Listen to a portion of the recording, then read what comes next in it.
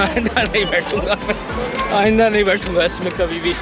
जी मेरे लाहौर और इस्लामाबाद के दोस्तों, तुम लोग कहते हो ना कि कराची में क्या रखा है सिवाय मोबाइल स्नैचिंग के और समंदर के, तो यहाँ पर बहुत सारी जगह हैं। एक जगह यहाँ पर ऐसी है जहाँ तुम लोगों को मैं सबमरीन दिखाऊंगा, और सबमरीन अगर ज़िंदगी में कभी नहीं देखी तो ये एक ऐसी जगह है जहाँ सबमरीन मौजूद है, उसको आप छू भी सकते हो, सबमरीन के अंदर जाके भी देख सकते हो कि सबमरीन होती कैसे।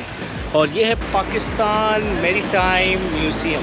अच्छा साथ साथ बताते चलूँ कि यहाँ पर मैंने एक टूर पैकेज लिया है जिसकी टिकट प्राइस है वो है 130 रुपीज़, जिसमें तमाम अट्रैक्शंस इंक्लूडेड है, वो आप ज़रूर लीजिएगा। और उसके बाद फिर ये है कि आप सबमरीन के अंदर भी जा सकते हैं, जहाज़ में भी जा सकते हैं।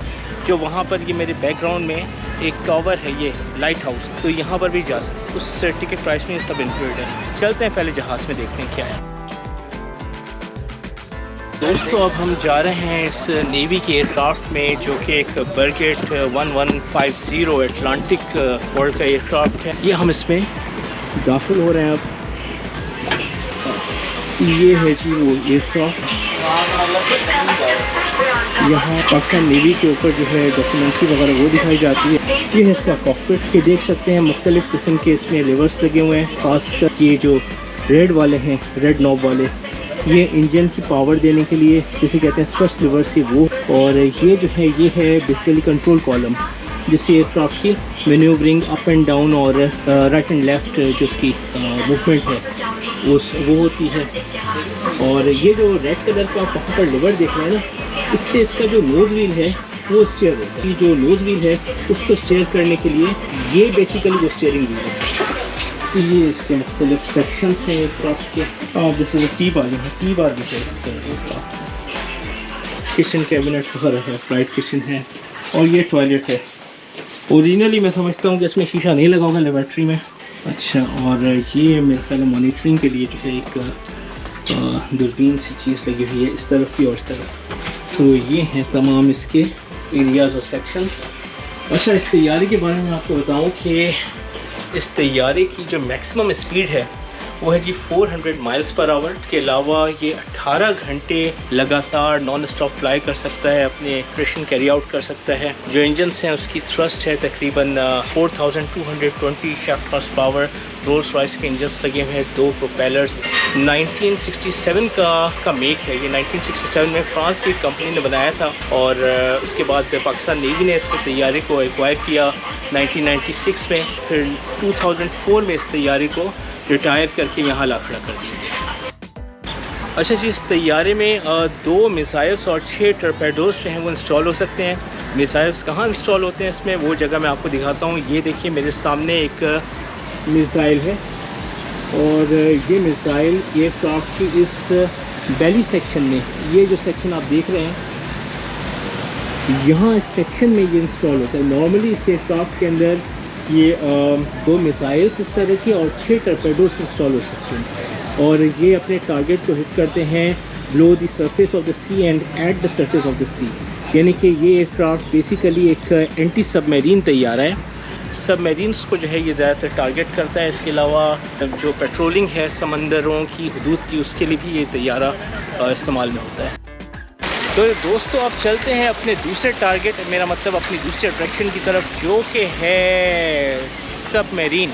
अच्छा जी, यहाँ पर 2 सबमरीन्स खड़ी हुई हैं। एक तो ये छोटी सबमरीन है, देख लो उसको, और एक ये है जो बड़ी वाली सबमरीन। तो हम जाएंगे बड़ी वाली सबमरीन के अंदर। ये है जी PNS हंगूर S131, और ये जो आप देख रहे हैं ये है सबमरीन का रडर, और ये जो फ़ैन है ये बेसिकली इसके प्रोपल्शन के लिए इस्तेमाल होता है। इंजन इसके अंदर होते हैं और शेफ्ट के ज़रिए इन फैंस को घुमाया जाता है ताकि सबमरीन आगे प्रोपेल करे। और वो जो आप सबसे ऊपर देख रहे हैं रॉड से, वो बेसिकली सबमरीन का पेरिस्कोप है। पेरिस्कोप ये होता है कि जब ये सबमरीन समंदर के अंदर सबमर्ज्ड होती है तो उस वक्त पेरिस्कोप समंदर की सतह से ऊपर निकलकर और जो सतह के ऊपर जो भी चीज़ें होती हैं, जो अंदर क्रू है, उसको विजुअल एड देता है। तो चलते हैं जनाब अब सबमरीन के अंदर। देखो तुम लोगों को कैसी जगह लाया हूँ, लाहौर इस्लामाबाद वालों। कहते हो ना कि कुछ नहीं है, और दिखाऊँ कैसी कैसी जगह है कराची में। चलो जी सबमरीन के अंदर भी चलते हैं। सबसे पहले तो सबमरीन को टच करके देखते हैं इसका मटीरियल क्या है। ये देखिए, देखो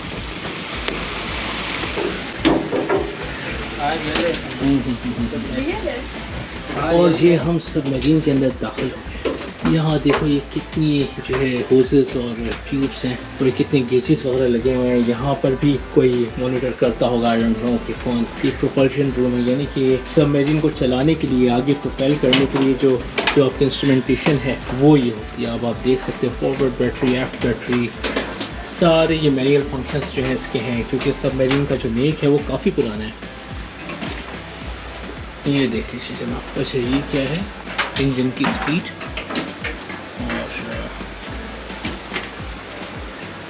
یہ لو water level, fresh hot water, engine over speed کی یہ ریڈ لائٹ آ جائے گی. آئل اگر انجن کا بہت زیادہ گرم ہو رہا ہے تو یہ ریڈ لائٹ جل جائے گی. تو اس قسم کی بہت ساری چیزیں ہیں. ہاں, یہ کیا کر رہی ہے رانیہ, سب میرین چلا رہی ہو؟ ہاں. اور یہ سب میرین میں ڈولنس کا اے سی بھی لگا ہوا ہے جی. دیکھیں کتنی ساری چیزیں اور کتنا سارا کرو اس تنگ سی جگہ پر ہوتا ہوگا جو کہ اس سب میرین کو آپریٹ کرتا ہے. اچھا, سب میرین کے بارے میں تھوڑا سا بتاتا چلوں. یہ PNS ہنگور جو ہے 1971 کی وار میں اس نے جو انڈین نیوی ہے اس کے ایک اینٹی سب میرین فریگیٹ کو ٹارگیٹ کیا تھا اور اس نے سکسیسفلی ڈسٹرائے کیا, جس کا نام INS کھوکری تھا. اس شپ کو, اس فریگیٹ کو اس سب میرین نے تباہ کیا تھا.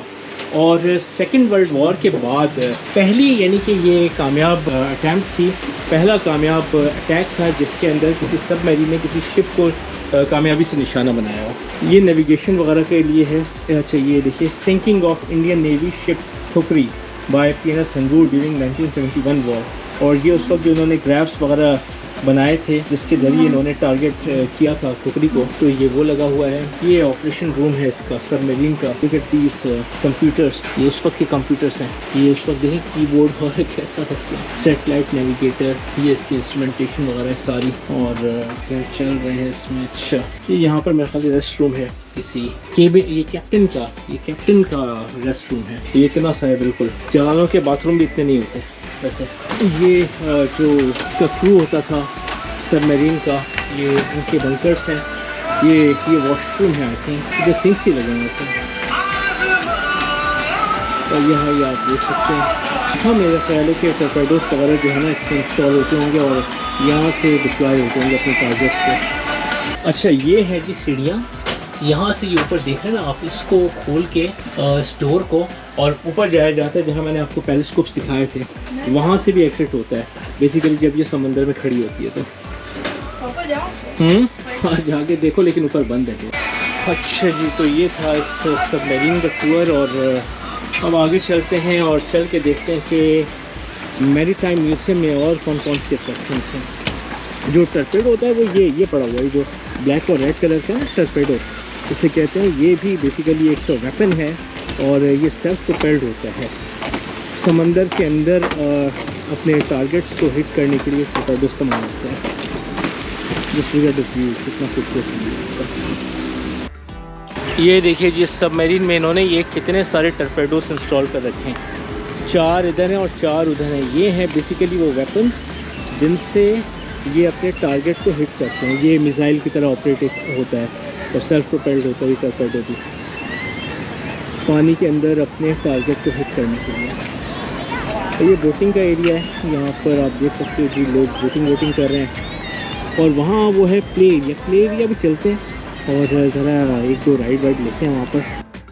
اچھا یہ ہے جی پاکستان نیوی کا ایک فریگیٹ, اور اس پہ چل کے ادھر دیکھتے ہیں. جناب علی, یہ آ گئے ہم اس فریگیٹ کے اوپر, اور اس فریگیٹ کا نام ہے PNS مجاہد, اور اسے کہا جاتا ہے مائن سویپر. یعنی جو سمندر میں جو سرنگیں, بارودی سرنگیں بچھائی جاتی ہیں ان کو کلین کرنے کے لیے, کلیئر کرنے کے لیے یہ فریگیٹ استعمال ہوتا تھا. چلیں جی اوپر چلتے. یہ ہم اس کے ڈیک پہ آ گئے. ایک ڈیک وہ نیچے ہے, ایک یہ ہے.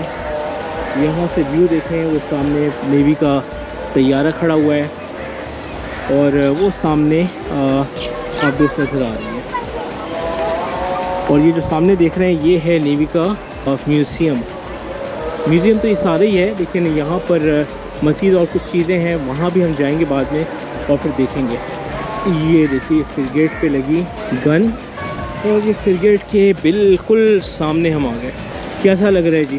कैसा लग रहा है आप तुम दोनों को? ऐसा लग रहा है शिप में आगे एडवेंचर करने हाँ? एडवेंचर शिप में आगे एडवेंचर करने है रानिया? टाइटैनिक टाइटैनिक का का सीन याद है। सीन ज़्यादा है। अच्छा, लेकिन मुसीबत ये है मेरे साथ केट विंसलेट नहीं है, वैसे मेरी शक्ल भी ऐसी नहीं है। चलो ओके जी, तो फाइनली हम हैं यहाँ झूलों के सेक्शन में, जो प्ले सेक्शन है, और यहाँ हम ने ये राइड ली है पायरेट। चलो जी चलते हैं आज पायरेट शिप में बैठ के चीखें मारने के लिए। ये आ गया जी पायरेट शिप हमारा। हाँ, सबसे पीछे बैठने का मज़ा है। सबसे पीछे चलिए मुस्तफा आइए। जी जी जी, इससे करता हाँ यार, वो तो बहुत बुरी नहीं हो जाएगा। यहाँ आ जाओ, यहीं आ जाओ। गिर जाओ। हाँ चलो, अब आएगा बंदा और उसको चलाएगा। यार मैं बैठ तो गया हूँ, लेकिन अब मेरा दिल चाह रहा है मैं उतर जाऊँ, मुझे डर लगेगा इसमें। It's going to be okay. हाँ, It's going to तुम्हें be तो नहीं लगेगा? बिल्कुल नहीं। अरे यार, मुझे बचपन से इन झूलों में बड़ा डर लगता था, और मैं बड़े ज़माने के बाद जो है ना इसमें बैठा हूँ। मैं भी। अल्लाह करे कि सब ठीक ही रहे। आखिरी बार मैं जब बैठी थी हाँ। जब मैं थी 8 या 9 साल की। 7, 8 या 9 साल की जब थी, तब डर नहीं लगा था? नहीं, अंदर से बस एक्साइटमेंट होती। अच्छा चलो, आज देखते हैं। आज तुम्हें एक्साइटमेंट होती है, डर लगता है। मुझे तो खैर अभी से लगना शुरू हो गया है, और उतर जाऊंगा। ये क्या करूँ? तुम लोग इधर बैठ जाओगे अकेले? नहीं बैठ जाना है, कुछ नहीं होता। अच्छा यार पकड़ लो ना इस तरह। अच्छा, मेरा बोलोगे ना जब राइड हो जाएगी तो बंद कर। चलो अल्लाह मालिक है, देखते हैं। वो झूले वाला किधर रह गया? जिससे डरते थे वही बात हो गई।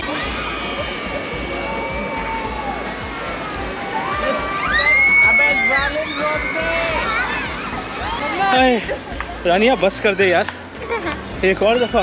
मेरी तौबा, आइंदा नहीं बैठूंगा मैं, आइंदा नहीं बैठूंगा इसमें कभी भी।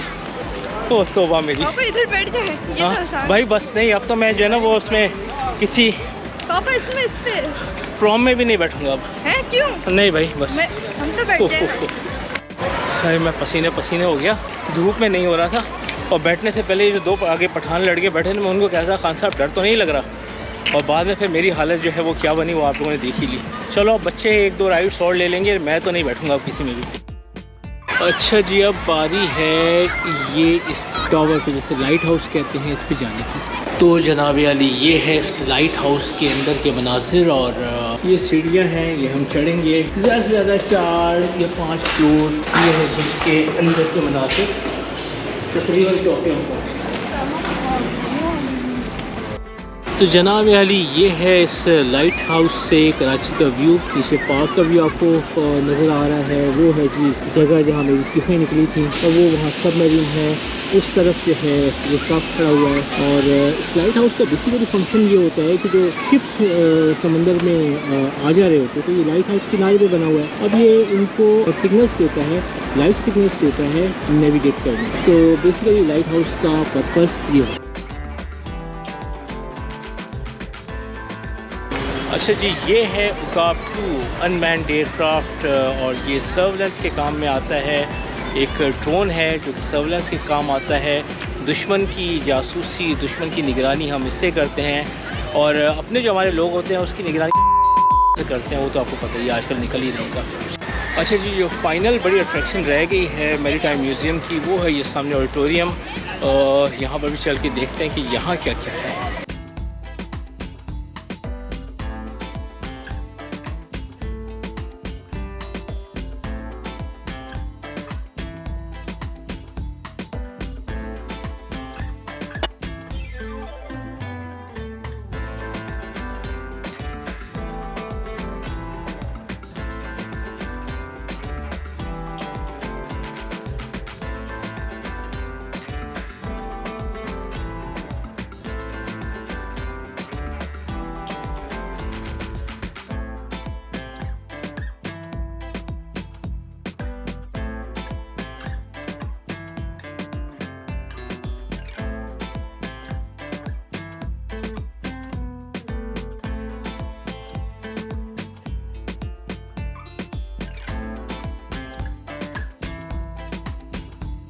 तो दोस्तों, ये था पाकिस्तान मैरीटाइम म्यूज़ियम, और होपफुली आपको मज़ा आया होगा, एंजॉय किया होगा आपने यहाँ पर। अगर आपको मेरा ये ब्लॉग पसंद आया है तो मेरी इस वीडियो को लाइक कीजिए, मेरे चैनल ट्रैवल एडिक्शन को ज़रूर सब्सक्राइब कीजिएगा, इंशाल्लाह बहुत जल्द कराची लव जानी सीरीज़ की एक और एपिसोड में चलेंगे और आपको दिखाएंगे मज़ीद के कराची में क्या क्या है। फ़िलहाल मैं ये कॉल उठा लूँ, फजर है।